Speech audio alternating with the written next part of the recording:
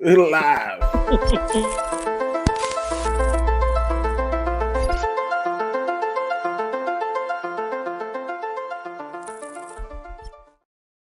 What's good, party people? This is according. This is Voodoo in the Woods. I'm according to the Woods, and he is former U of MMA champion Pius Lobo, better known as Voodoomaximus.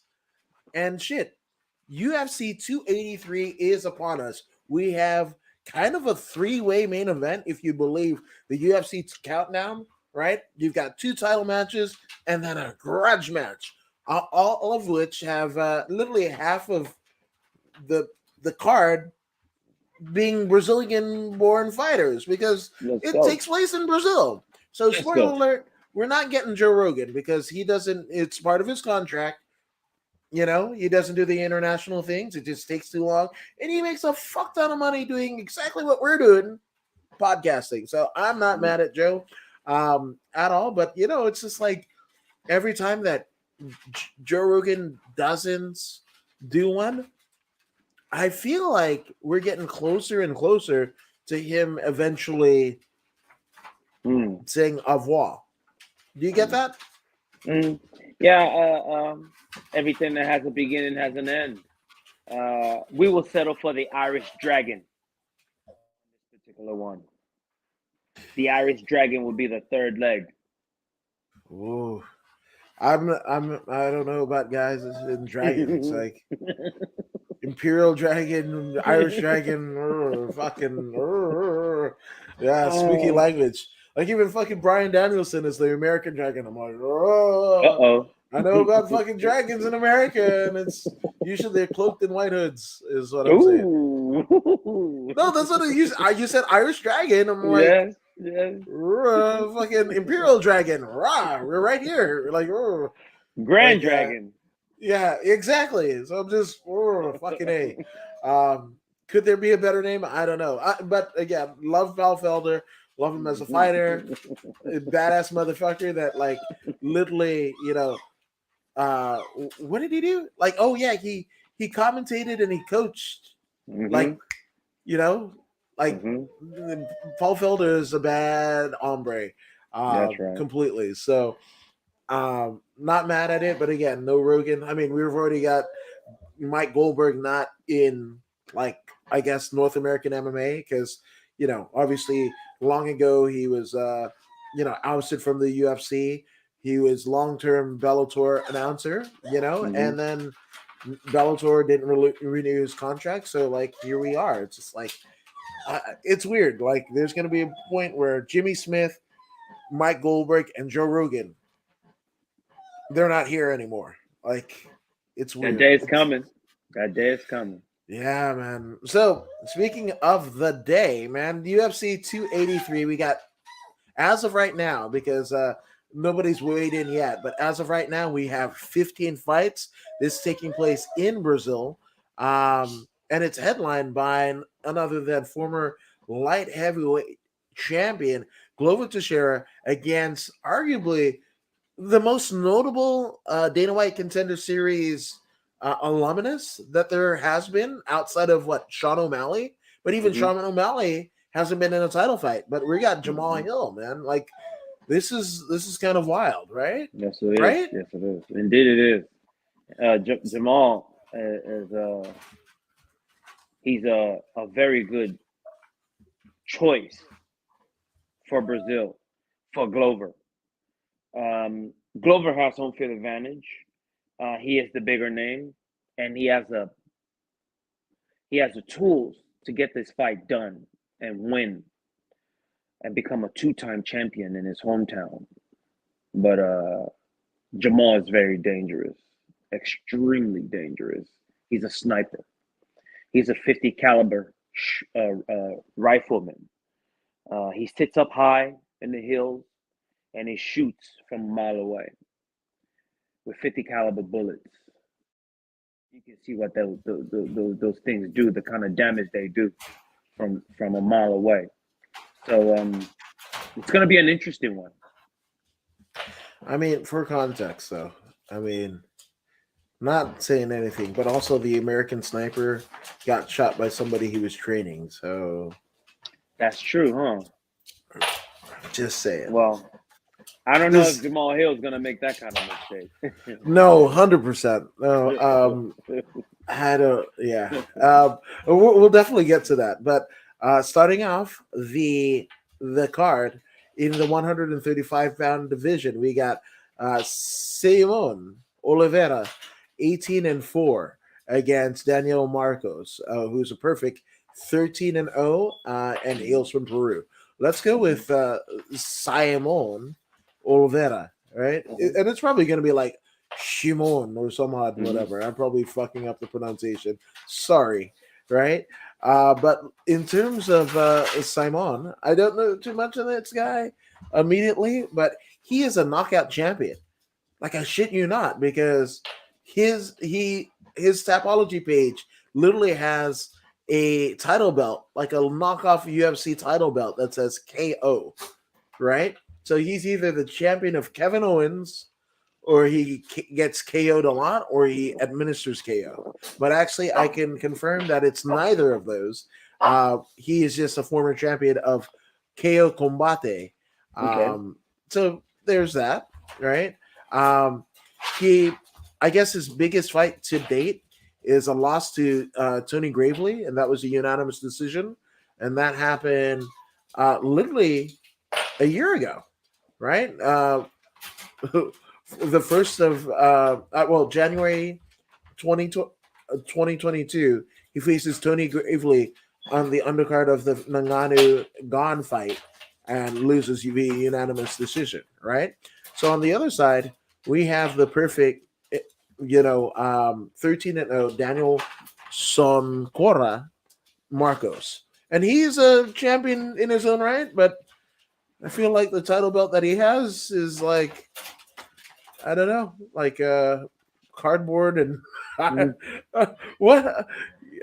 Do you want to see this? Have you seen this? I haven't seen it. Oh gosh, it is definitely something. Let me pull it up. I mean, you see this? You see this? What belt? Oh, apparently it's a promotion called 300 Sparta. Oh, Yeah, okay. nope. I think I've heard of it. You haven't heard of the fucking I believe belt. I've heard of 300. Yeah, because of the damn movie, isn't it? Does it say Campion on it? Yeah, it does say Campion. I mean, fuck. Let's get a close up on this thing. Campion. What the fuck is that? The fuck is that? Jesus Christ. I feel like he spent more time, more money, on his hair highlights than he actually, the promotion spent on their title belt. Vamos, campeón. Yeah, it pisses me off, honestly, because if you're a promotion, right? If you're a promotion, you're champion, right? That's the feather in the cap. That's the crown jewel of what your promotion has to offer, right? And the ideology that I have, even if nobody knew what you did, right? Let's say you and your significant other were essentially hosting people at your house, right? They're hosting people at your house, and they're like, you have your title belt on the mantle. Like, oh my god, what is that? Well, actually, I'm a champion for this promotion called 300 Sparta. Like the fucking movie with Russell Crowe? Like, yeah. Then what the fuck is that? Leather and cardboard with a couple rivets. The fuck are we doing? So yeah, I'm kind of heated. But he's a perfect 13-0. A lot of his work has been done in promotions like 300 Sparta or Inca FC. Jesus Christ.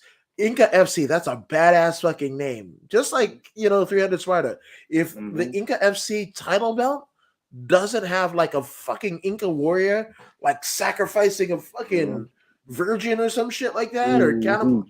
Like, what are we even fucking doing, man? Jesus Christ! Like, I feel like I don't need to buy the rights to that and reimagine their fucking title belts. So we got the fucking 300 Sparta champion going up against the knockout champion, whatever the fuck. Not to be confused with the knockouts, knockout fighting that's happening this weekend. Actually, that's co-promoted with Tracy Haas and the McKees and everything. The amateur promotion here in Southern California. The other guy is not. He's not the a veteran of that. It's a different KO. So we got Simon Oliveira versus Daniel Marcos with their shitty title belts. Let's go. This one, I have no horse in this race.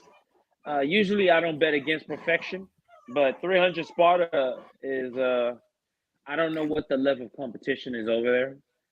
Inca Warriors. I don't know what level of competition is over there, but I do know that the other fella, Simon, has faced a formidable Tony Gravely. That's all I needed to hear. Okay. I'm calling for an upset. I'm going for Simon. And Simon's at home? Come on, man. Vamos campeón. Okay.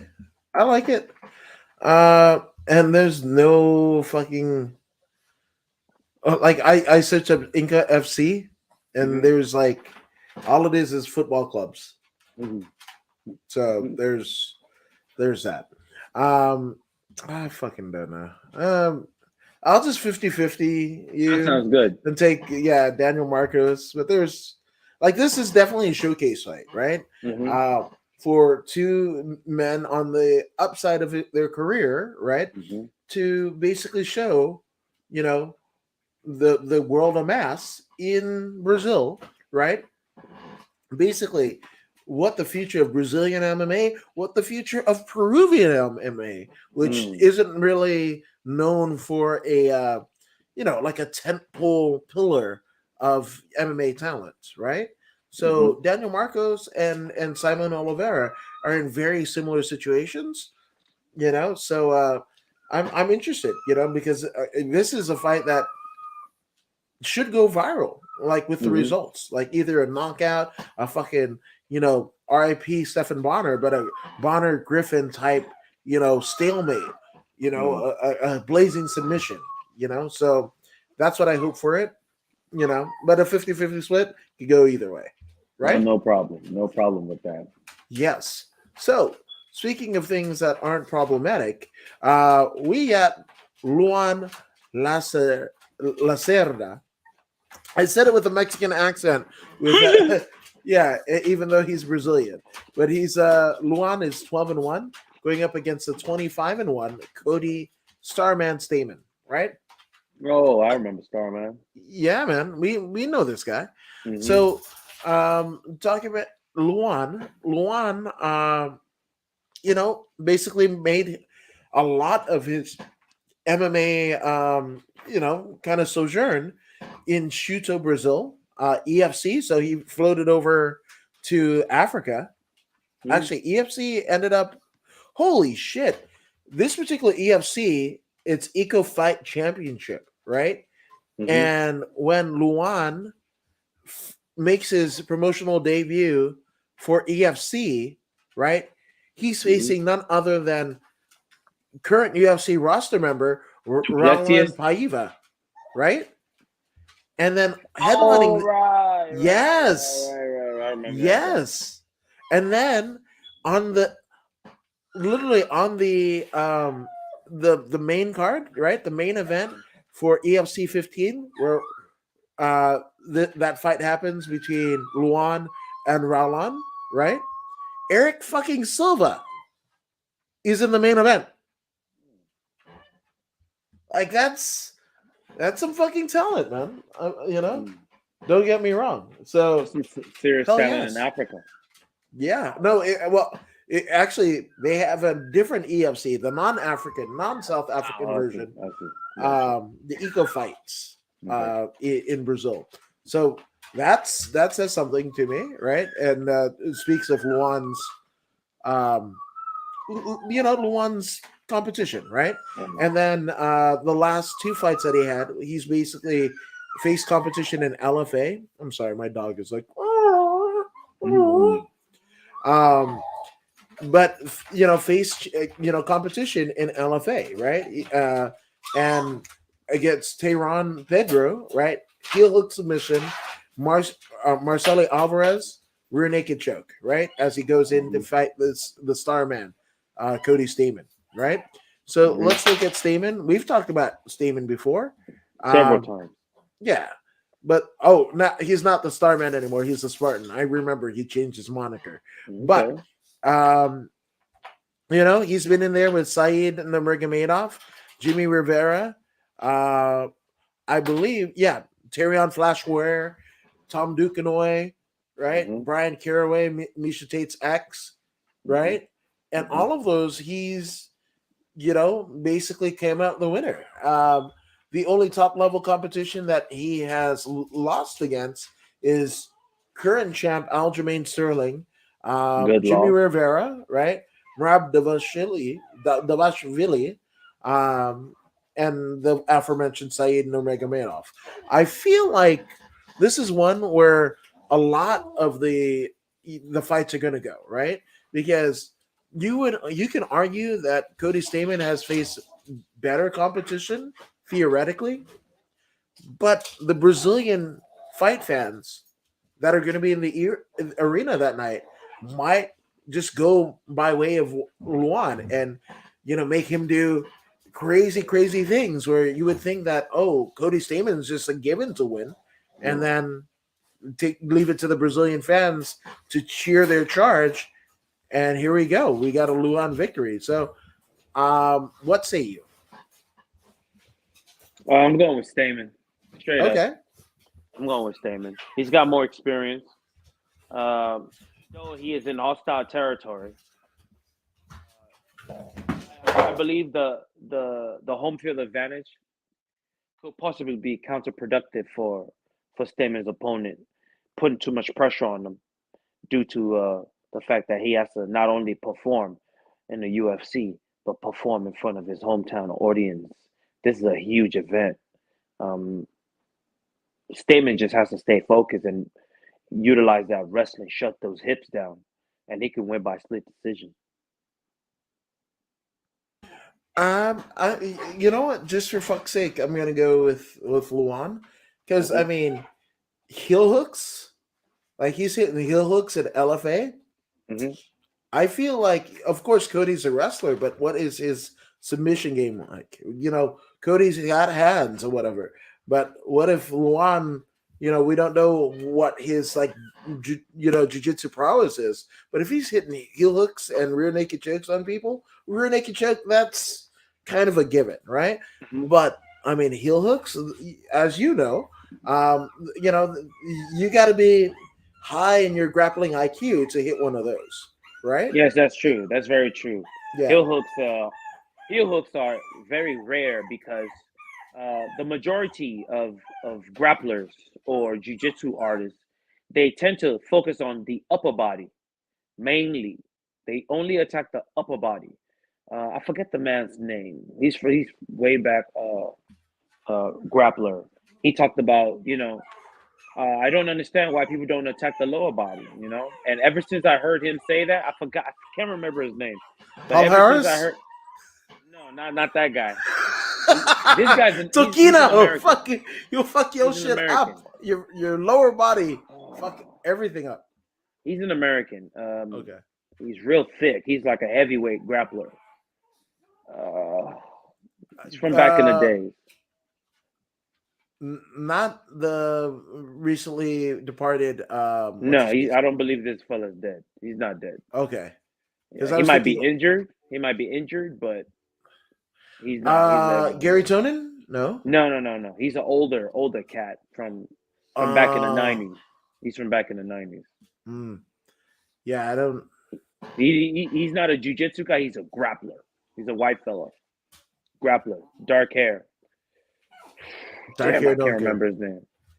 Dark hair. I can't remember. Can't remember his Well, name. whoever this person is, definitely got He's a point. good. He's very, very good. Definitely got a point, though. Mm-hmm. Yeah. Serious point. Yeah. So for this fella to be conscious of grabbing the lower body, he seems to be well versed in jiu-jitsu. So either way, I'm going with the American. Okay. All right. I like it. I'm just because Brazilian fans are crazy. I'm going with Luan. So Okay. just saying. And the catch-22 with Stamen, like I've seen a couple of his interviews. Like I don't want the fucking, what's his Covington shit. Like you fucking Brazilians, you fucking You filthy filthy animal. animals. Yeah, no, we don't need any of that. Come on, folks. And yeah, what's up? What is up? I'm here. Not better than me. 100%. Nobody's better What's than me. up? Just saying. Love that you're here. Happy New Year to you and the fam. So yeah. So that's that. We're in it. I mean, this is kind of another 50-50 split, and I feel like that's going to be the tune of the night. But It's let's fair. see. It's fair. It's fair. It's fair. But speaking of, I don't know if this is fair, but we've got the 6-4 French woman, Zara Farine. Okay.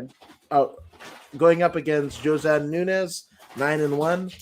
I could talk about stats and shit like that, but I feel like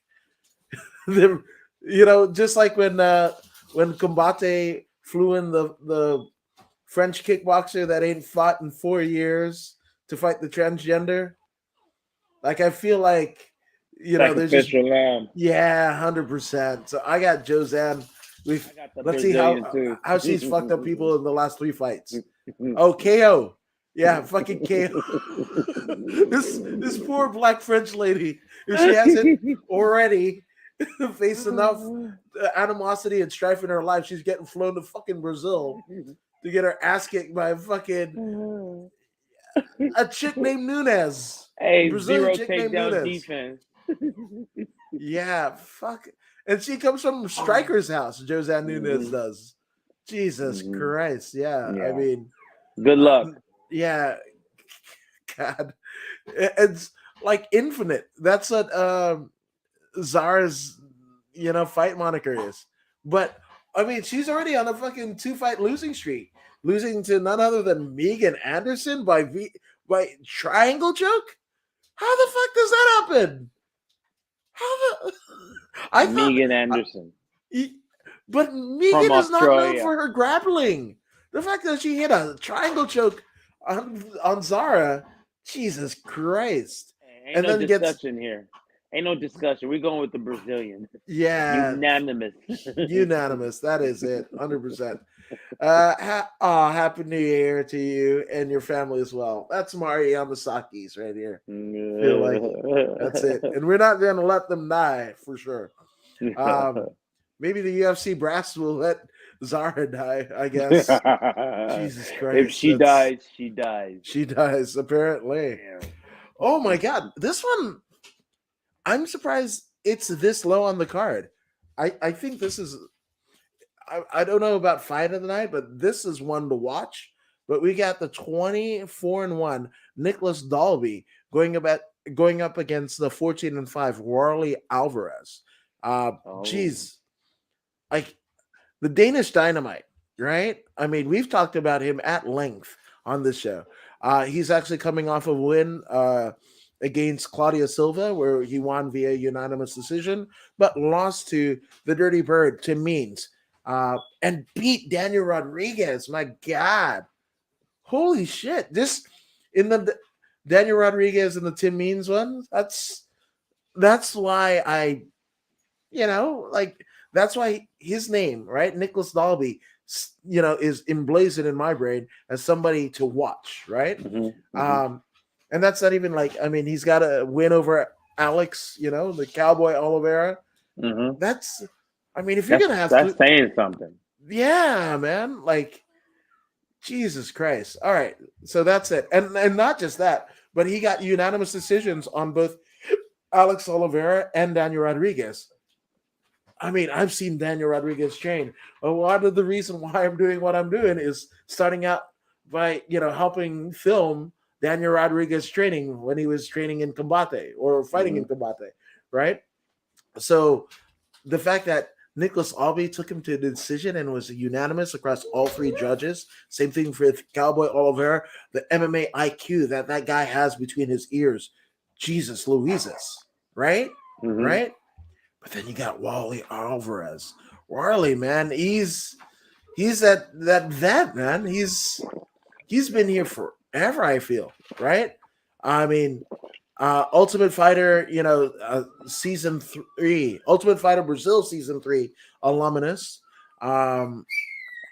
If I feel like he won that season.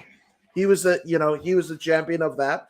He fought in Jungle Fight, which a lot of Brazilians that have come up through UFC have come from Jungle Fight. Warley's been a bad hombre since like 2011, man. A tenured young vet because he's only like 32. He's only 32. Jesus Christ. This is I mean, I feel like this one here, this is my first contender for fight of the night. This can go wild, and especially Warley's fighting in Brazil. It's a homecoming, right? Because he's fighting in Jungle Fight, he's fighting Shudo and stuff like that. He's a Ultimate Fighter winner, but the Brazilian version of it. Man, I got whoever you're not picking because like I just feel like it's a good match for sure. Yeah, I got the American. I'll take the American. Oh, you mean the Danish Dynamite? The non-Brazilian.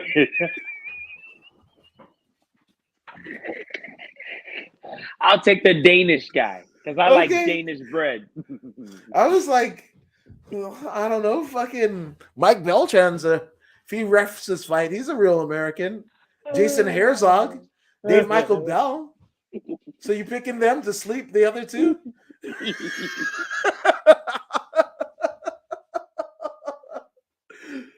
Let's see, like, now I want to see who's reffing because I want to vote for the American. Because if it's again our dude Dave Michael Beltran, or even give me the Danish fella. Okay.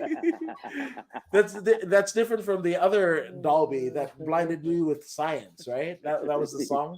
Very blinded different. Me with science. Blinded me with science. Yeah. This one blinds you with knuckles sandwiches. Yeah. You know what? Just on general premise, this is Brazil. Shit's get wild. I mean, this is, the country that almost birthed the UFC, and via the Gracies, fabulous performances like Aldo running into the crowd after that spinning knee, whatever the fuck that he did. That shit was just like a fucking, looked like a video game glitch. And he fucking went into the crowd and Jesus Christ. Yeah, man. That's right. So I got Worley. I got fucking Worley. And I can't believe he's like only 32. Jesus Christ. He's got the miles on him though. Yeah, he does. That too. That too. Voodoo. You're gonna make me go back on the fucking shit. But fuck it. Let me lock it in. Let me lock it in. He's worthy of a 50-50 split. Yeah. Okay, another tenured fight, right? We got Ismael Bonfim, right? Of Brazil, 18-3, is Mareta, right? And he's going up against Terrence T-Rex McKinney. Now, this is going to be Bonfim's first UFC fight. He made his name in Federal Fight too. The fuck? Man. Federales. These names for the promotions. We had fucking KO. EFC, that's not the African one. We had 300 Sparta and Ika Fight. And joining it, we got fucking Federal Fight. Federale fights, man. Hey, remember back in the days they used to have those felony fights? Yes. on YouTube. Oh, Remember that's that? They used to that have was those the bums fight. The that was felons the used to key when fight. you stayed up too late. Yeah, boy. Because if This you were is here just in like that in LA, Brazil. because if you were here in LA, you got that like an infomercial for that and Girls Gone Wild. Mm-hmm. Good That's when you time. knew you stayed up way too late, or you were staying up just enough to get that infomercial for Girls Gone Wild and or fucking whatever. What was it Bum called? fights. Bum fights. Yes. Bum fights, felony fights. Yeah, felony Those some fights. good That's ones, what it man. I was. love Yeah. those. Yeah. Those are awesome. So, Kimbo Ismail, Slice came right after that. yeah, right after because YouTube came out right after that.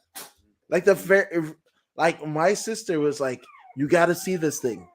I was like, "What is it?" And it's like, it's this website where you can just fucking watch videos. I was like, "Word?" Yeah. It's like, "Yeah." And there's this fucking bald guy that looks like a Cro-Magnon, like a fucking, caveman, fucking up people in Florida. And I was like, "What?" Taking them out. Yeah. So there you go. That's how I found out about Kimbo Slice and YouTube. Is via my sister. So shout out to my sister who just had a birthday. Shout out, sister. Yeah. And then you got Terrence T-Rex McKinney, 13-4. I mean, I got feel, T-Rex, man. Yeah, same. Straight up. Same. Hey, and he already promised me he's gonna take this dude out. Yeah. T-Rex said, I'm gonna finish this fella. Yeah. I believe him. Yeah. I believe him. So I mean, T-Rex just can't let it go to a decision, right? Mm-hmm. Because they're gonna float the other way or call it a draw. Don't let it get to the third round. Yeah, that's it. So T-Rex second round KO. I feel that's right. I'm okay with that. Or submission. Okay. Yeah. 100%. Looking like a little ass Mike Tyson. Jesus Christ. Or looking like the little brother from what is that Fox show with Terrence Howard? Empire? Oh, right. Yeah, Terrence McKinney looks like the fucking little ass brother from there.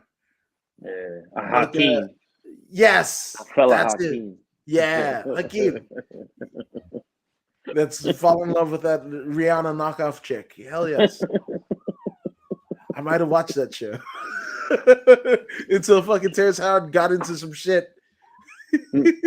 So I was like, I'm gonna fucking pull my ass out that station, goddamn. So that's it. Whoa, holy hell. This is old school is cool because like let's go. In the heavyweight division, we have Shamil Abdul Rahmanov going up against Jalton Almeida, 17-2. Holy fucking shit, man. These dudes, I mean, Jesus Louises. I think I like Rahmanov, man. I'm sorry. Okay, but here's the thing. Okay, so Rahmanov, I mean, his last 3 wins, Chase Sherman, former UFC champion Andrei Arlovsky, Marcin Tybura, right? But then lost to Curtis Blades, Chris Dawkins, and Sergey Pavlovich in his last 3 fights going into that fight with Jalton Almeida, right? It's time to make it up. Okay. Now with Jalton, 17-2. Let's see what we got here. Oh my God, just wins. All they do is win. Who's he fighting? Jalton? Parker Porter. That's a big name.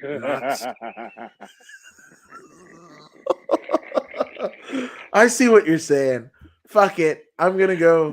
Give me 2 more names. Okay. Rene Pososa. Okay. At Submission Circus. And even in the MMA. It's like he met him at the circus. Okay. Right? All right. Give me 1 more name. Nasruddin Nasarudov. Is he from Nigeria or something? No, he's from the North Pole. Okay, there we go. Actually, he's from Moscow. Sounds like a padded record to me. Well, but I mean, we'll find out come Saturday against Mr. Rudolph of the Red Rose Reindeer. That was on Dana White's Contender Series. So, congratulations to him on that one. Yeah, no, I see what you're saying. We're gonna have to see. We're gonna see. No, fuck it. I'm going with you. I'm taking that trade. I feel like Hulk Hogan when they're still trying to convince him to join the NWO, and he's like, no, no, no. It's like that fucking train is about to leave the station. Oh fuck it, let's go. Yeah, so I'm gonna go with Shamil Abdurrahmanov as well. Assalamu alaikum. Shit. I feel like after saying a name like that, you gotta have to assalam right after it. Jesus. Allahu Akbar. Yeah, so there you go. That's a consensus pick. Now, whoa, wait.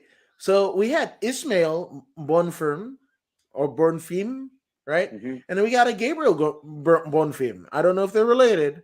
They better not be. Yeah, I don't want to just assume that they're both from Brazil. They same. Where both they the both same. from? Where are they both from? I feel like let's see. Does it say where they train? Epic Samurai. The fuck does that mean? I don't know. Epic. And it's not spelt like the way that I made it sound. It's like right. Fuck. I can't. Whatever. Yeah. Like I spit all over my microphone. But Ismail fights out of Cerrado MMA, right? Oh shit. Cerrado MMA, we got, I feel like, yeah, they're brothers because they train at the same place, but also above them in terms of training, who their teammates are. We got Gilbert Burns. We got Vicente Luque. Vivian Arujo. One of them must be adopted or something. And it took why? They don't look together? Okay. Hey, I mean, if two brothers were fighting on a card and you don't promote that, you got to be the dumbest. No. You remember the fucking... what's the name? The South African... Bays. The Bays. JP and right. The fucking warrior ass baby or whatever the fuck her name is. Mm-hmm. Right? They promoted the shit out of that and look what happened. Cheyenne Bays. Well, now it's like Cheyenne Vlismus or something, whatever. Glismus. Yeah. I feel like the UFC promotional marketing department, you know, like they kind of learned. Like we push the shit out of it. Like at every commercial break, coming from and going to the commercial. Hey, we're a fucking couple. We train in like a Raz. Ooh. And then they fucking were divorced and both had losing records. Yeah, she won a bonus and left them. Yeah. Oh, Jesus Christ. Yeah. So I could understand why they did it. I feel like that's it.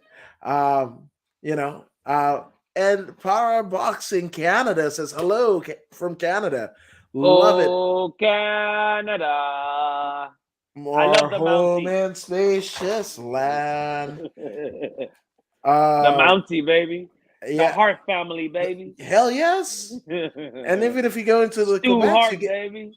You got the Rougeaus, right? You got, you know. I remember them too. Hell yes. Which again, the Mountie is Jacques Rougeau. So there we go. You know. So Paraboxing Canada, keep the fist up. Keep the gloves up. Yeah, so okay. I know a little bit more about the Bonfim family. Does that sway my decision? Because Gabriel is going in there against the sniper Monir Lazez, right? 11-2. Well, Monir has a unanimous decision win over Abdul Razak Al Hassan. Lost to Warley Alvarez, right? Which is kind of the reason why I wanted to pick Warley until I was convinced otherwise. Right on. He's influential, this one here. So I'm just saying, I'm going to go with what Voodoomaximus says. And Munir's last fight was against Agni Lusa. Or Angie Lusa. In what promotion? UFC. Okay, good. You're about to shit all over it like some fucking Jungle Fight 2 exhibition, whatever the fuck. Bum fights 5. 862 fucking, with a fucking shitty ass Photoshop on the card. No, this one is the UFC. So I feel like, I don't know, 13-0. That's looking pretty good. And the people he trains with, pretty good. I'm gonna go with the burn for him. Okay, undefeated myself too. I'll go Yeah? with undefeated. Okay. Yeah. Hell yes. There's something to be said about undefeated. Something. Holy fuck. Now we have the very first Brazil versus Brazil matchup on the card. And I feel like it might be the only one on the card, realistically. Yeah, it is. It 100% is. But we've got the 19-5. Okay, here we go. Melquizel Costa. Okay. His nickname is Milk Coffee. And Milk he's also and coffee? Yep. Okay. That's no way to fucking talk about his vitiligo, bro.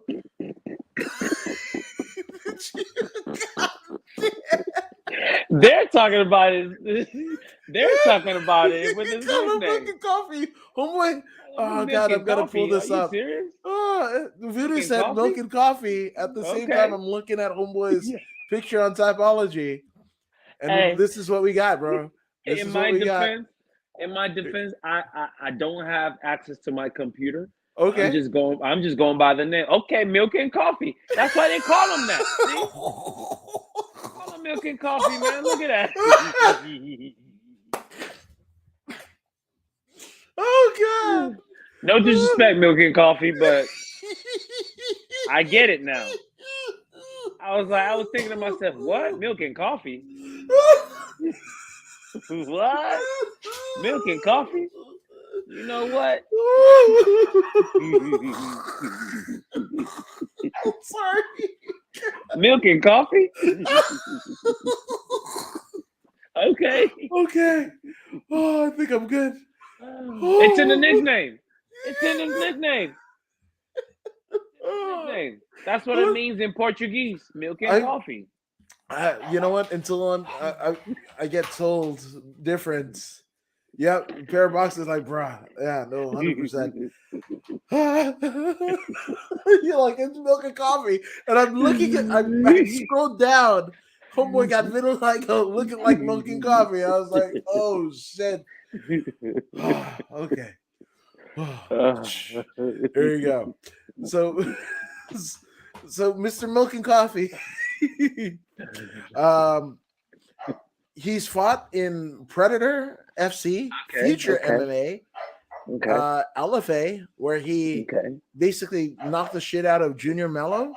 On the undercard of actually he was actually in the main event of LFA 147, which just happened in November. Was this it wasn't a title fight, it was just a grudge match. And that actually happened in Sloan, Iowa. Damn. This fucking fight poster looks amazing because homeboy has the vitiligo. Let me pull it up one more time. Sure. So, Milk and coffee. Yeah, dude. Like, but shout out to the LFA for fucking, hooking it up and shit like that. This dude looks like a fucking warrior. This one. Check that out. Come on. That's pretty sick. That looks badass. He's got face paint and everything. Yeah, like that looks badass. Shout out to whoever did the fucking, posters to that. That's fucking art, It made fucking Costa look like a fucking warrior, this one. Yeah, so you got him, and then you got on the other side of the docket, we got none other than Thiago Moises. Moises, I feel is like at the 16-6, record and whatever. He's a bit of a legend, especially in the jiu-jitsu world, right? But let's look at just the things that he's done in his last couple fights, right? So win over Michael Johnson, that's a big one, and it was an ankle lock submission. Win over OG Bobby Green, unanimous decision. Unanimous decision win over Alexander the Great Hernandez, right? But then loses to eventual champion Islam Makachev. I love saying that. Then lost to Joel Alvarez, right? And then, but he also beat another former U of MMA compatriot of yours, good sir. None other than the Spartan Christos Giagos, right? Mhm. And he beat Christos via rear naked choke. Man, I don't know how I'm gonna vote with this because I like to look at the vitiligo milk and coffee, but I got also milk and coffee, man. I'm okay, cool. but All also day. Thiago beat Christos, Yeah, that's so true, but it's the dawn of a new era. It's okay, the dawn of milk and coffee. milk and Milk and coffee. coffee. Milk and coffee for everyone. Let's go. Let's go, Milk and hell coffee. yes. Let's go.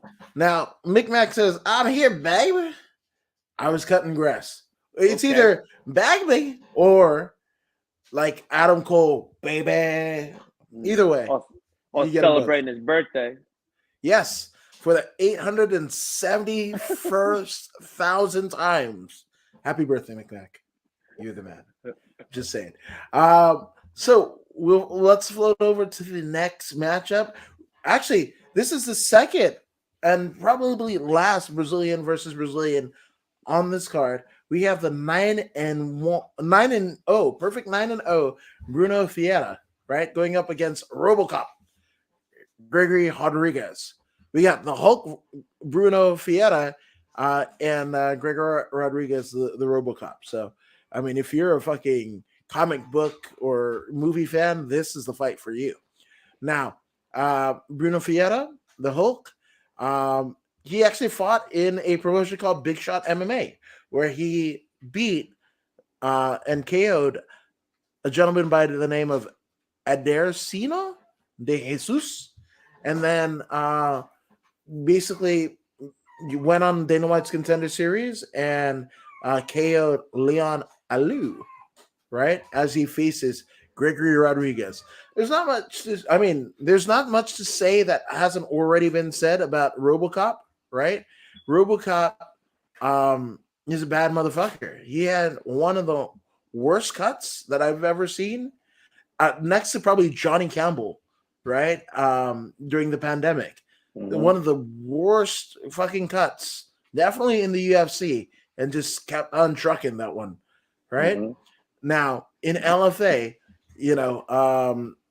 I believe Rodriguez is he's a former LFA champion, right? Winning that Yes, he is. title at LFA 108 during the pandemic, right? In Mhm. Sioux Falls, South Dakota. Mhm. When LFA did the residency during the Mhm. pandemic in like Sioux Falls, right? They just did all of their fights up there. So shout Mhm. out to that. And then coming into the UFC, faces Dusko Tudorovic, right? Mhm. Tough customer there. Mhm. Beats him by unanimous decision. Then Jinyon Park, another tough guy, breaks off of him, standing TKO, right? Even went to a draw against Joe Selecki in the UFC Fight Pass Invitational.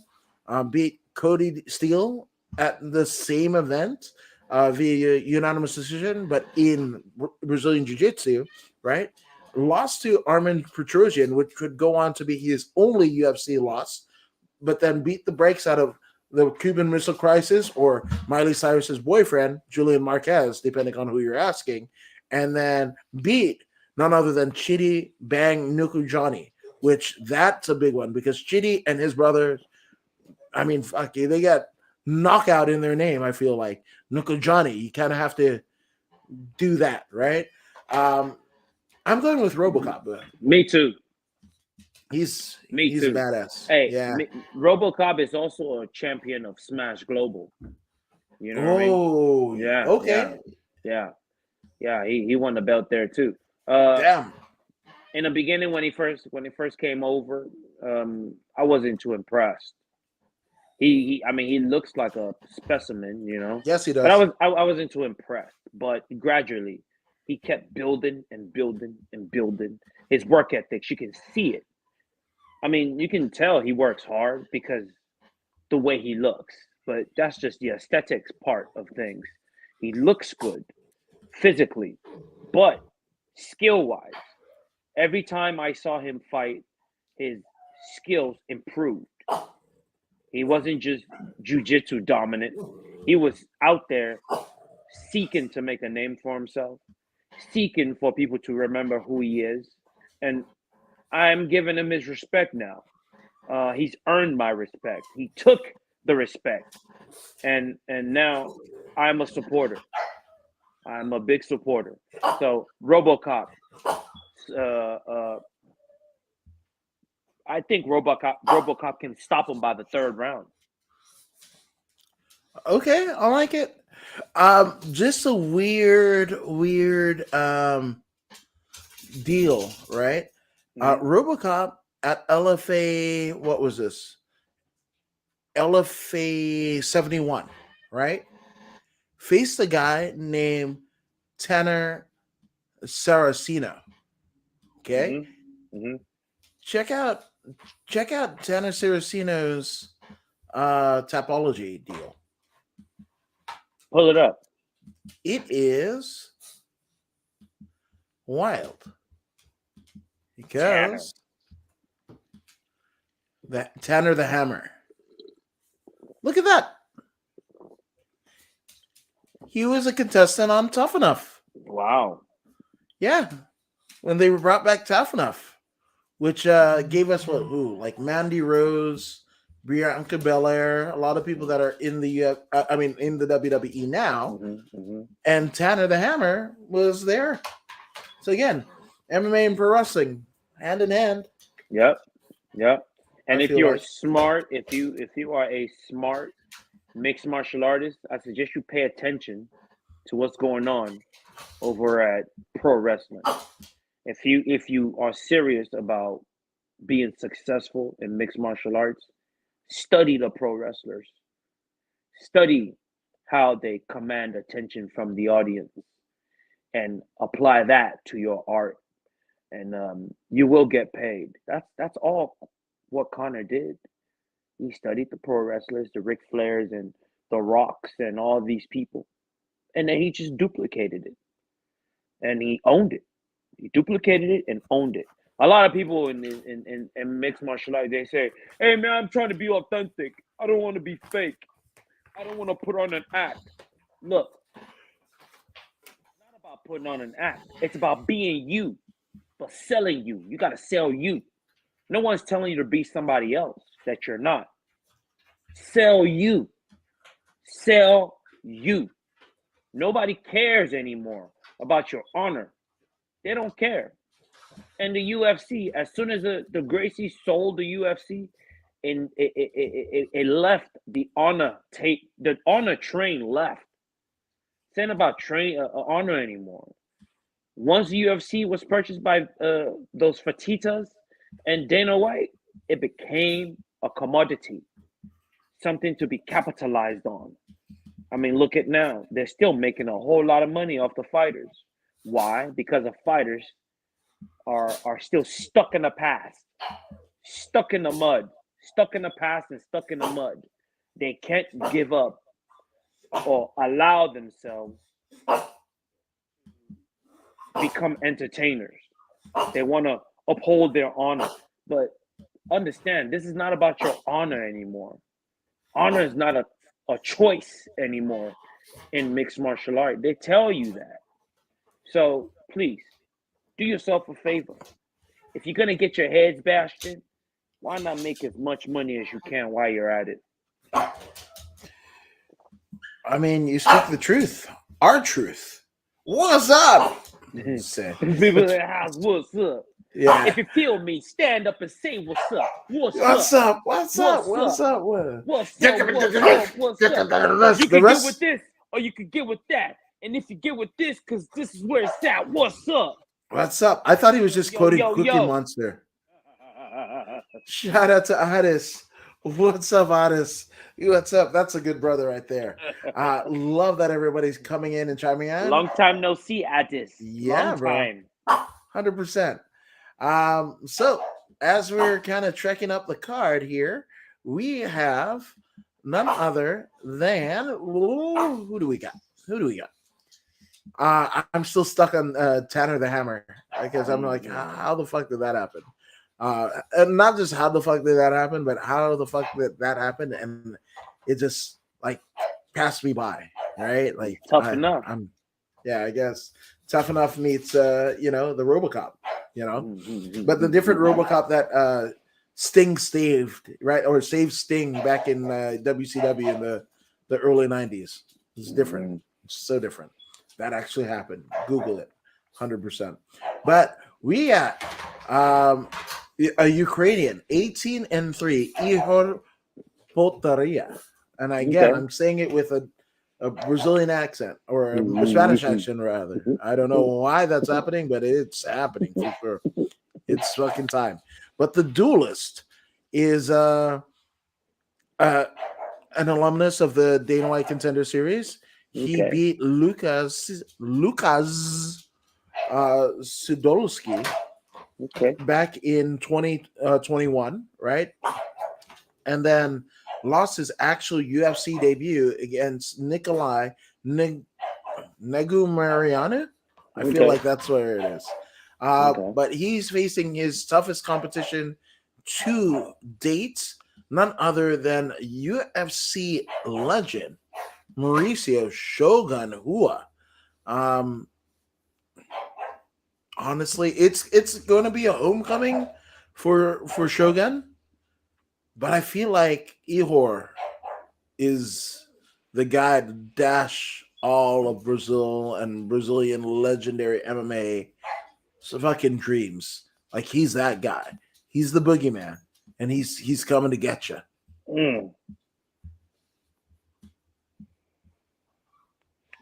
I don't know if I could pick Shogun on this, even though I love Shogun, man. Yeah, same. Shogun is like what? 45, 46 years old now? Yes. And the Pride fights and the UFC fights. He was and the 19 years old fighting in Pride, man. Yeah. Him and his brother Ninja. Yeah. Ninja kind of fell off and Shogun kept going. Shogun was on his way, man, to greatness, and then he broke his arm, shoulder. He popped either broke his collarbone. Something happened when he was fighting Mark Coleman, and I believe they had a rematch, and then he ended up beating Mark Coleman. Then he came to the UFC, did his thing, lost a few, but then he got it together, took that W, got that belt.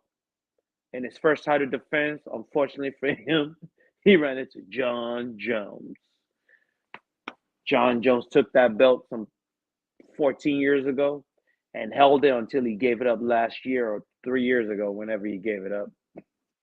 And since then, we've had about three champions. The belt has changed hands about 3 times since John Jones had it. Now no one's holding it. Shogun is one of the greatest ever. Hall of Famer. Definitely needs to be respected. Teammate of Wanderlei Silva. Before Wanderlei turned into the Wanderlei that you know him today. My favorite Wanderlei was the one with the smashed face. The one that couldn't breathe. The vicious Wanderlei Silva. Once he fixed his nose, he changed. He changed. He turned into something different. I could never see him the same again once he fixed his nose. He reminded me of that guy from Harry Potter, the bad guy, the bald head one. The bad guy from Harry Potter, the wizard, the super grand wizard. Yeah. Irish Dragon, Paul Fielder? No. The guy from Harry Potter. I don't know. The bad guy. Tommy Chong? The bad guy. Voldemort? Something like that. I don't know. Well, he looks different now. That's the bottom line. And, I just can't. I could never see him the same again. But Yeah, shout out to Shogun Hua. I hope he retires after this match. yeah. I would like him to win, but I don't. I don't know if it's gonna happen. No, it's not. And I mean, you kind of stock the deck against Ihor, right? The fact that his home country's at war. We're gonna give them another 20 gazillion dollars or some shit like that on Friday. Um, Zelensky ended up fucking speaking at the Golden Globes, which is like tone deaf as fuck, whatever the fuck. And then Ihor goes into Brazil and beats a Brazilian legend, beats the brakes off of a fucking Brazilian legend. That's probably gonna have like severe CTE. Yeah, that's not good. But I got Ihor, unfortunately. Me too. I got Yeah. Ihor as well. R.I.P. Shogun. I feel that's that. I hope I'm wrong, but like, Take it not... easy out there, Shogun. Take it easy. Don't get hurt, man. Protect yourself. Don't get Okay. slept. Your chin gets touched, and it's nighty night. Good night, Irene. As what's that? Michael Chavello says, "Good night, Irene." Whatever. Maybe I'm not a fan. I'm just saying. But actually, we're here in the main card. We got the Bear Jew. Go 16-5-1. Is Paul Craig going up against the 19-7 Johnny Walker. Paul Craig, we've talked about him extensively through the show. If you've listened to any of the shows on the archive, right? But he lost his last UFC fight or MMA fight, either or, to former UFC title contender Volkan Ozdemir. But prior to that, he was fighting a pretty good win streak, right? Vinicius Mora, rear naked choke, right? Gazimuriad Antigulov, right? Triangle choke. He fucking tapped out Mauricio Shogun Rua to fucking beating his ass. He tapped him out to strikes, beating him so bad that the great Shogun that we just talked about just was like, fuck this, don't beat me more. It was the opposite of Ryback. Ryback is like, feed me more. Shogun was like, no, fucking don't feed me more.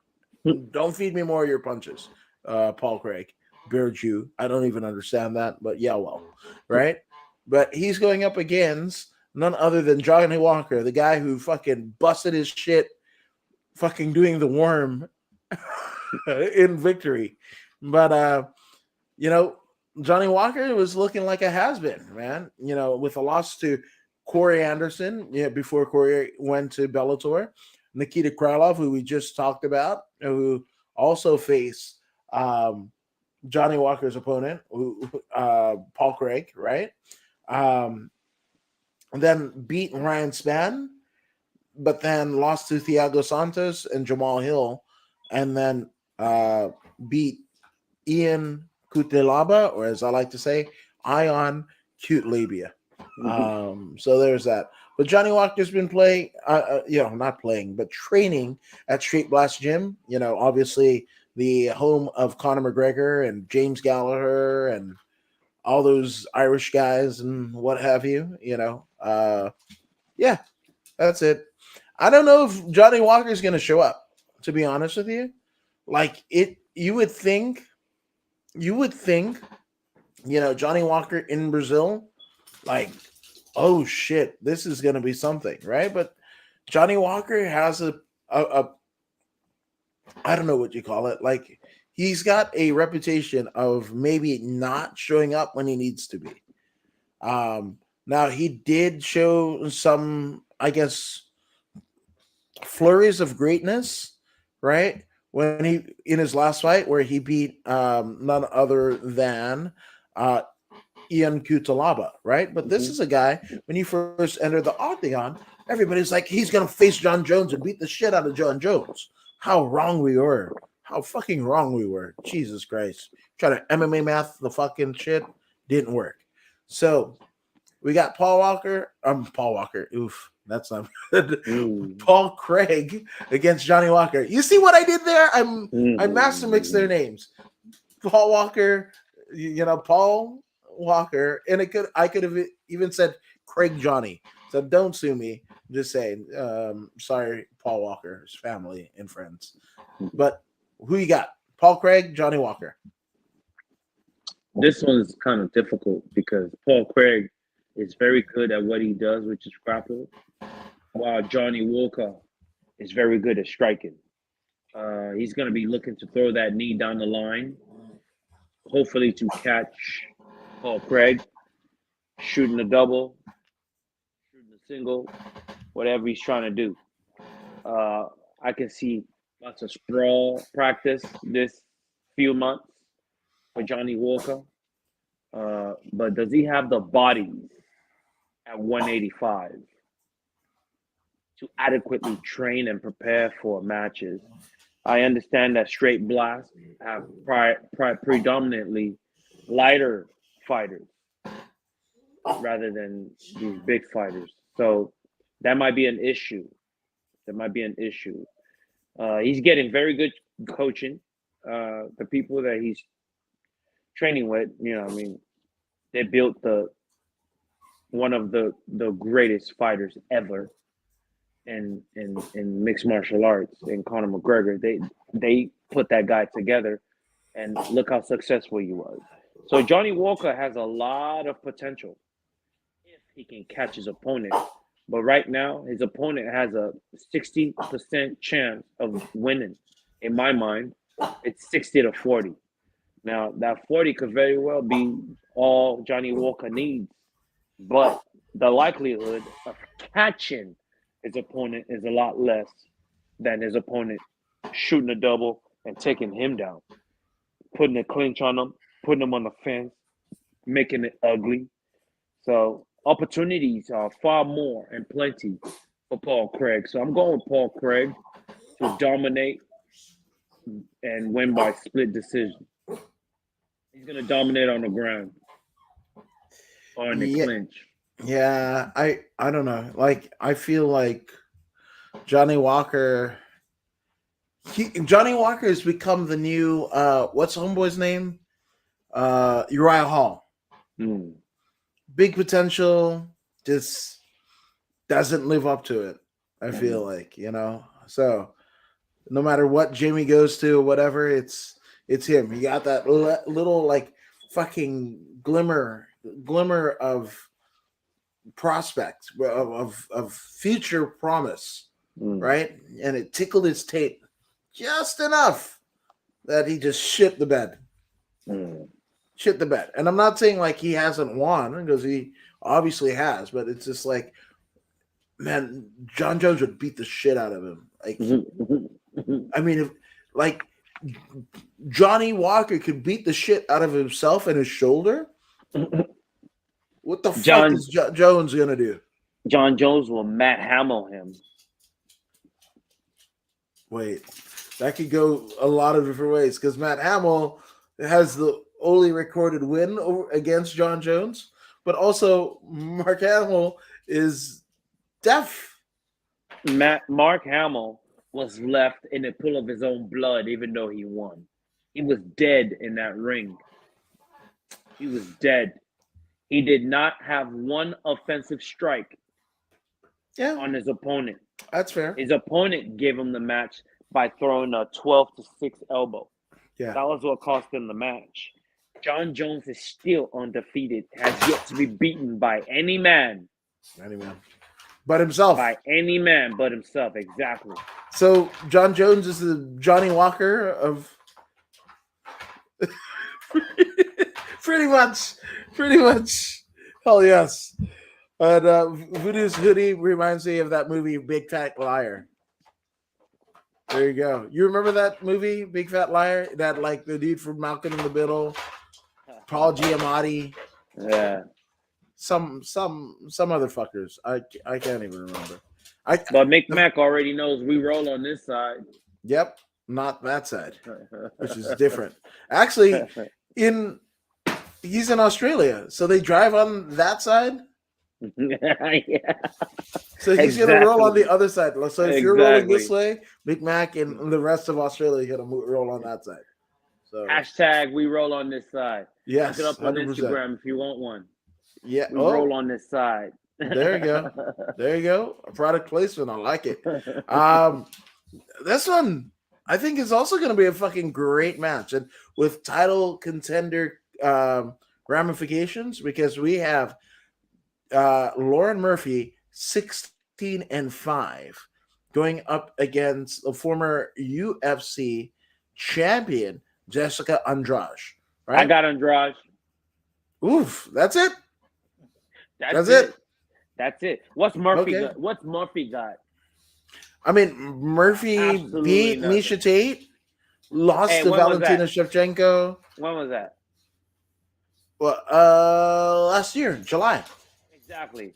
Old Misha Tate. Misha Tate that came back from 10 years of retirement.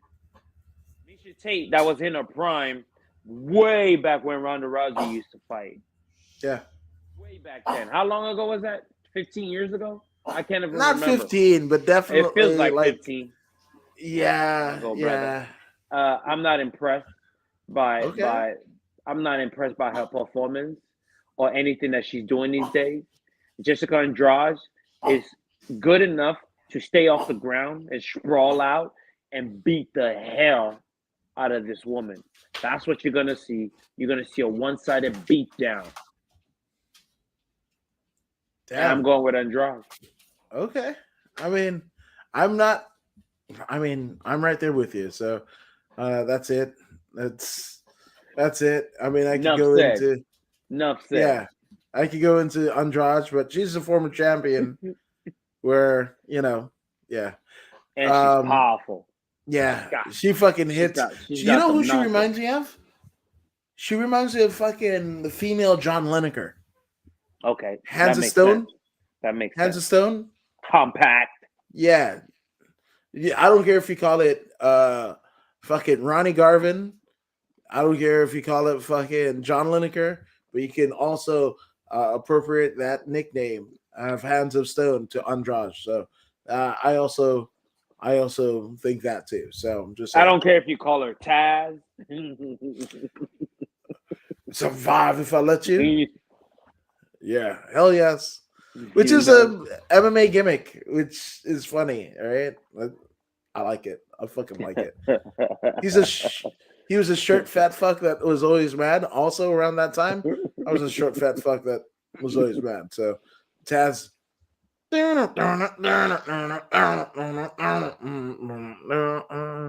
the fucking towel. Oh yes, yeah. yes. And Mick Mac says, yeah, he rose on the proper side. That's right. Okay.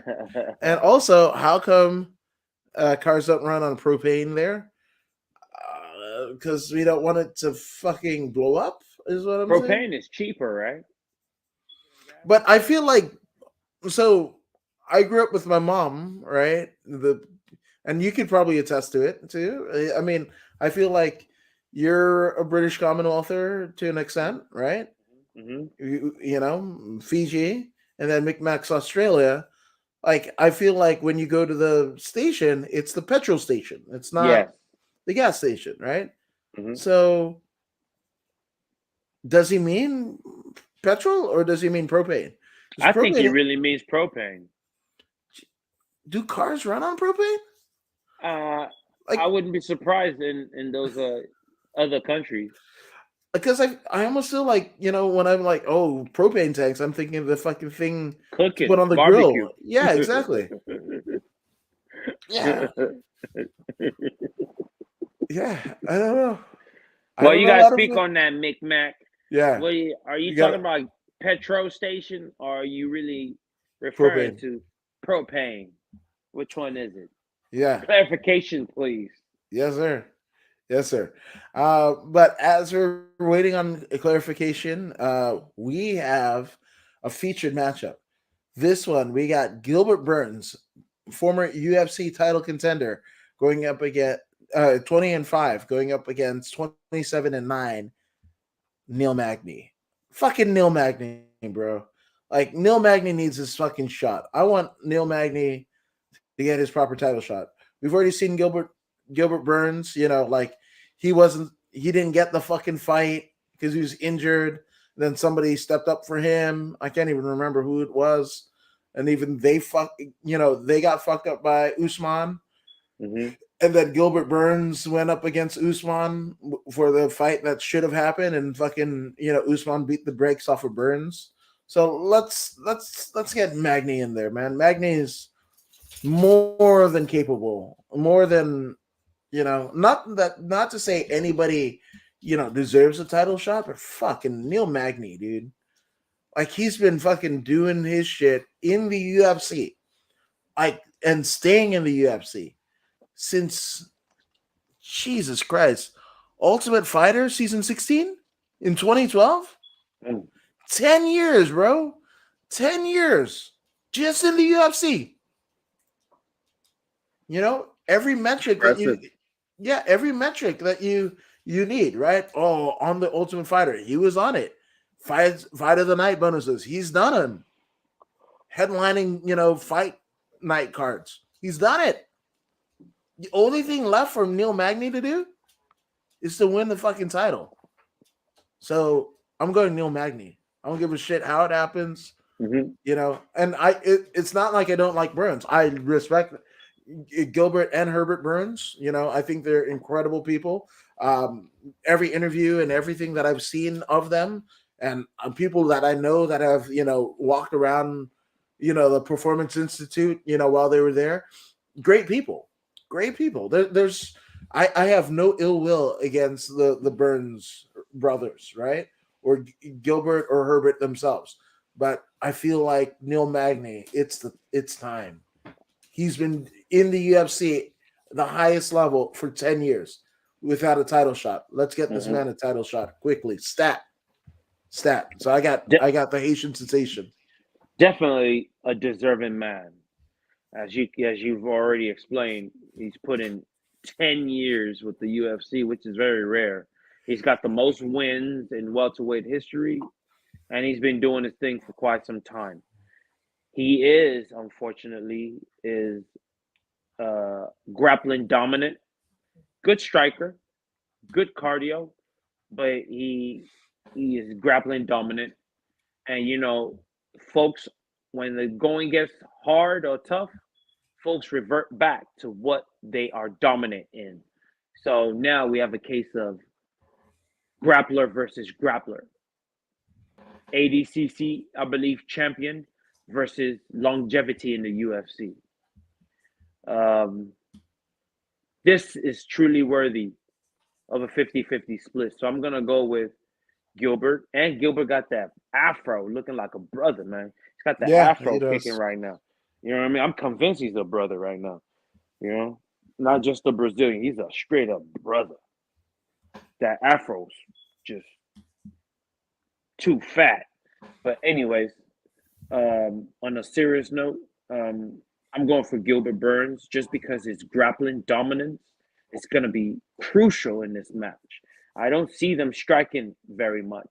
I see Gilbert Burns understanding that this is not a time for entertainment because he's fighting some guy that's coming that's 12th on the top 15 list. He's number 12.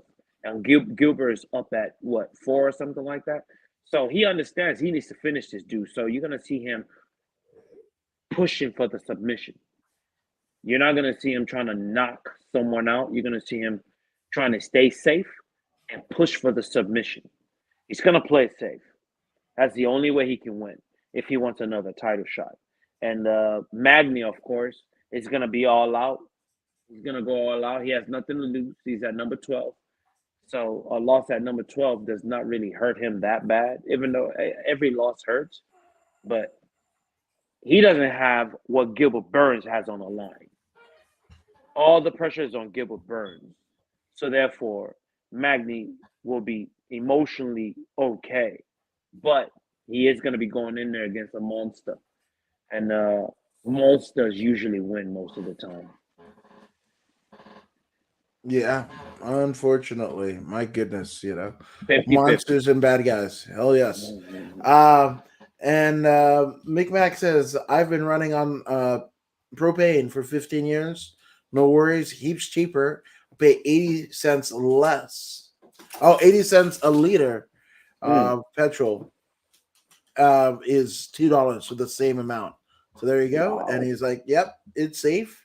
And there's propane and there's normal petrol that us Americans call gas, 100%. Mm. And propane tank fills only 80% to allow heat expansion.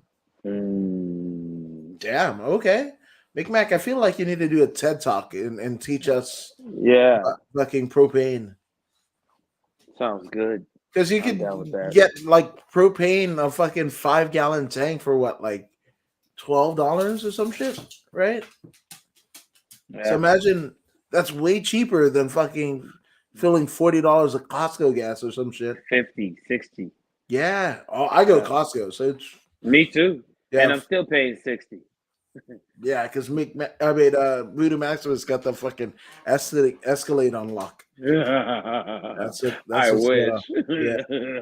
Don't let the truth get in the way. Good story. My goodness. But you know what's a good fucking story?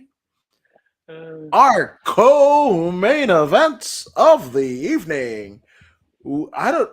These motherfuckers have fought so much. I don't even know who's champion right now. Mm. But we got a co-main event of uh Figgy. Brandon Assassin Baby, right? Moreno, 20-6 against Davidson. God of War. That's what it is, Mm-hmm. right? These just Mm-hmm. get out or whatever, right? Mm-hmm. No disrespect to him, right? But um, we were talking about Gilbert Burns, having another run at the title, right? Um, these two have already had runs at each other, right? This is their third fight. This is the rubber match. Um, you know, I This is think fight number Phil. 4. Oh, is it four? Yeah, four. I've even lost count, right? Mm-hmm. But I think Assassin Baby put it better than I can have ever done. He's like, Mm-hmm. after this fucking fight, I don't even want to see Davidson Figueredo at the airport, at the fucking rental car, at the performance. I don't want to see this motherfucker. Like, and I get it, man, But one thing that you have to do is give these two respect because their feud against each other, I want to say single-handedly, save the flyweight division, right? Mm-hmm. A division that was long since dominated by the great Demetrius Mighty Mouse Johnson, right? This is a division that, Dana White wanted to have what's his face, Dillashaw, right? Go Mm-hmm. in and fucking kill the division, Mm-hmm. and TJ ended up fucking popping for steroids and shit. EPO. Yeah, so I'm just saying, actually, in this one, I really don't give a shit who wins, because I feel like the division and their careers are kind of going the same way. Mm-hmm. I do feel like there needs to be an injection of fresh blood. Mm-hmm. I would even like to see fucking Aljo say "fuck it," and maybe drop 10 pounds and say like, "Yo, Moreno, Figueredo, whoever the fuck wins, what's up?" Aljo is like 170 pounds. I thought he was 135. Who's the 135 pound Yeah, champion? he cuts down to 135. Yeah, He really belongs in a lightweight to bantam. Welter, Is it welter? No. Lightweight or what's the one down? Uh, Max Holloway's weight class. middle. Max Holloway's weight Oh, class. featherweight. Featherweight, either lightweight or featherweight. That's where Aljo belongs. He's a big fella, man. He's really cheating the system, is what he's doing. He's cheating, going down 6 weight classes so he can Jeez. have a chance at the title. And then when a formidable opponent shows up, he goes, "Oh yeah, my shoulder's been hurting all this time. I gotta have surgery. Blah blah blah blah." But you were fine when TJ was gonna fight. You were fine. You fought Mhm, TJ with an injury. You didn't say anything. Now it's mhm, time to fight this murderer, this monster. Now you got something to say. When it's mhm. time to fight Henry Cejudo, because he knows he'll get his ass whooped, and he wants to hold on to that title. as long as possible. That's what he's doing. Yeah. Yeah, you're not fooling anyone, you know. I'd rather he just come out and just say, I don't give a damn what y'all think. This is what I'm doing, so be it. You know, I think he'll gain more fans that way rather Yeah. than him trying The to, John Jones route. yeah, man, yeah, trying to be all high and mighty and oh, Jesus Christy. No, man, just be honest. Be like, yo, I'm doing whatever I got to do to hold on to this belt. And Lil as Henry Ceruto got to do a little bit more than just come back and get a title shot. He can go fight somebody else. I'll pick his opponent. If he can beat him, then we can talk. Otherwise, don't talk to the king. That's literally what the fuck MJF is doing in AEW. So like, having the fucking policemen, like you got to There you go through go. all my fucking policemen if you want to crack There at you this go. big boy. There you go. So there you go. go. Yeah. Yeah. So I don't know, man. Like them not fighting, right? hmm What does that sound about the men's UFC flyweight division? You don't have like a Valentina, right? Valentina is just like a fucking world beater, right? Always ready to fight. Yeah. So I don't know, but I also, these two men, right? Their career is bigger than each other, I feel like, right? And I think they're going to prove it. So that's what it is, right? I like So Figgy. I you want like Figgy. Figgy? Okay. I want Figgy. You know how I felt about him.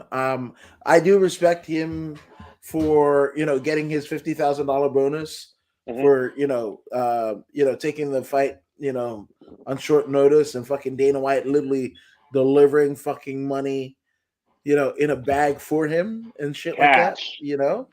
So I do respect that, but Figgy rubs me the wrong way. I guess I'll go with fucking baby assassin Moreno. baby. Yeah. And he Okay. said what he said, the quiet part out loud, right? He's like, hmm yo, if we have to do this fucking fight again, I'm not with it at all. What more can be proven? This is it. This is I it. mean, the This very is first fight was a tie. right. The second fight to Figgy missed weight, or was that the first fight? mm, One of them, Figgy lost, didn't make weight, right? And there was a one-way title switch. I feel that's right. yeah, I think he got choked out for that one. Yeah, He lost the title. Then he came back and won it back. right. And then now we have the tiebreaker. Yeah. So yeah, I respect both guys. hmm I'm just gonna say fucking Moreno for the fuck of it. There we go. Okay. I prefer Figgy because Figgy is trying to be a complete mixed martial artist. He's putting a lot of time and energy into his platform, and he's trying to be rich, man. And I'm not Yeah. mad at it. He's playing the game. I want money, lots and lots of money. I need a pie in the sky. Wanna be rich. Yeah, there we go.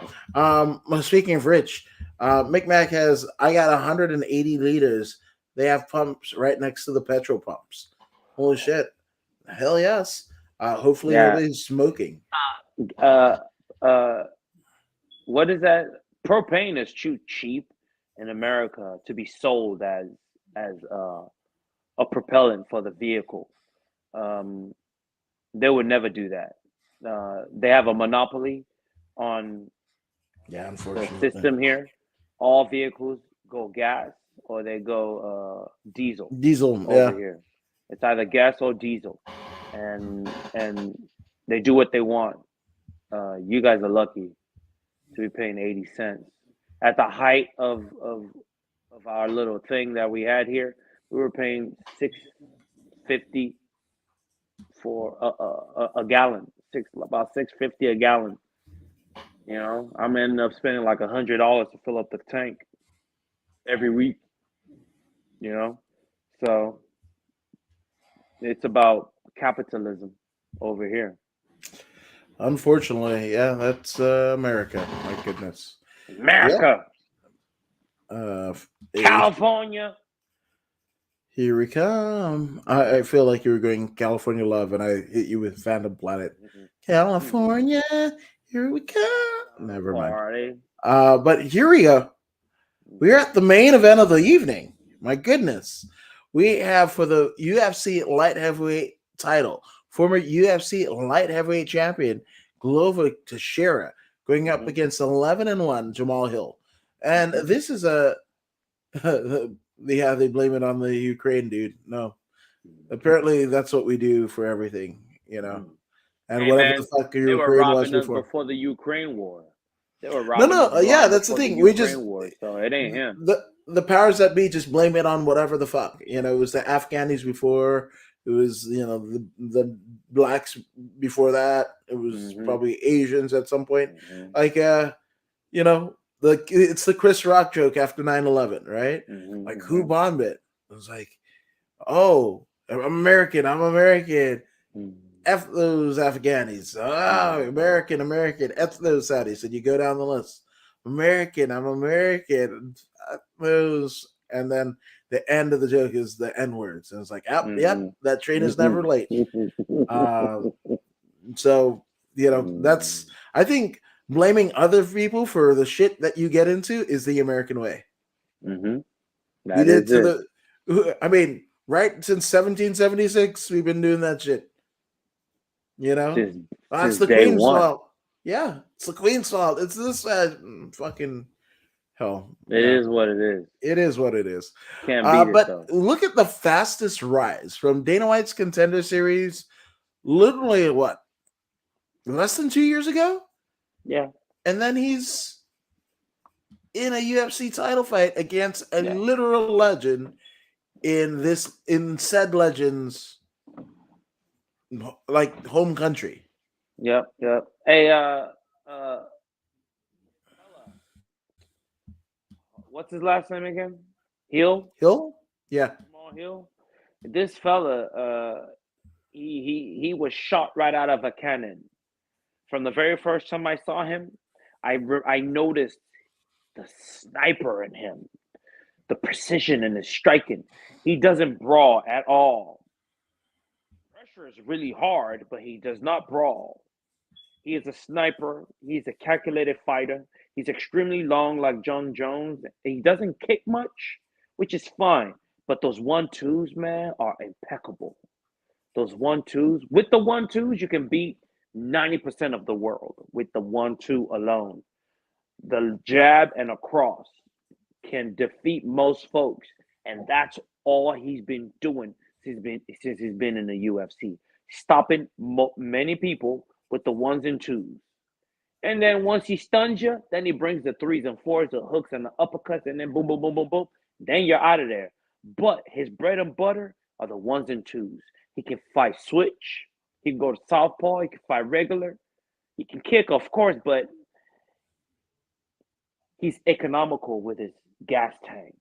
So he uses his hands. To kick, it takes about a hole. Out of a hole that it takes to kick, you're using about a third to punch. So he's saving 2/3 of his energy every time he's striking with his hands. So, yes, he does kick, but nothing major. Nothing major. Now, Glover Teixeira, on the other hand, former champion, of course, experience up the yin yang, master grappler.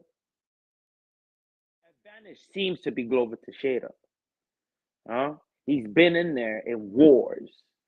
This kid is down to have a war, but I don't think he's down to go to the ground. If he goes to the ground, that will be his end. Paul Craig already showed us what happens to Jamal Hill when he goes to the ground. You break his arm. That's what goes through. That's he's willing to let you break his arm, and Glover will gladly help him with that if it gets to that point. Glover has no problem breaking his neck, breaking his leg, breaking a limb, and beating him with it. Glover has no problem doing that. If Glover has to kill this kid, he will. But I don't believe the kid is going to be stupid. I believe the kid wants to feed his family. So he's going to be smart and calculated. As soon as this fight was offered to him, he jumped on it. He jumped on it immediately. They called him and he said, yes, do it. You want to take a fight in Brazil? Yeah. It's first time he's leaving the country anyway. He's getting to see Brazil. He's here and there in Brazil. This is a win-win situation for Jamal. So Glover has already been to the mountaintop. Though he wants it again, I don't think that fire is gonna burn bright like it did the first time he won when he beat Jan Blachowicz. I don't think it's gonna burn the same. I think now is just for, of course, for finance. We all want to get paid, and as champion, you get paid more. But I don't believe the fire is gonna be there like it was before, because once he won, he had reached his goal. And as a fighter, once you reach your goal, and especially a fighter of his age, 45, once you reach that kind of age, yeah, I want to win the belt, but securing the bag is what it is now. I believe Glover is more particular about securing the bag. He'll do whatever he has to win, but I don't believe it'll hurt him if the kid wins. I don't think he will be destroyed by it. There's a good chance he might even retire after this win. What better place to win and retire than Brazil, than home, where it all started? He's come full circle, win or lose. I think he's done. I really believe he's done. He's lived a good life.